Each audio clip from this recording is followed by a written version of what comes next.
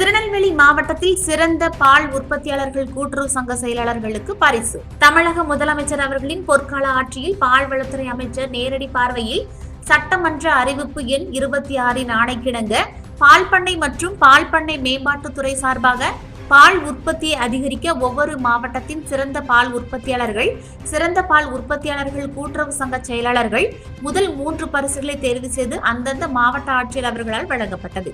இந்த நிகழ்ச்சியில் துணை பதிவாளர், பால்வளம் பொது மேலாளர், கூட்டுறவு சார் பதிவாளர்கள், சரக முதுநிலை ஆய்வாளர், வரவு செலவு அலுவலர்கள் ஆகியோர் கலந்து கொண்டனர்.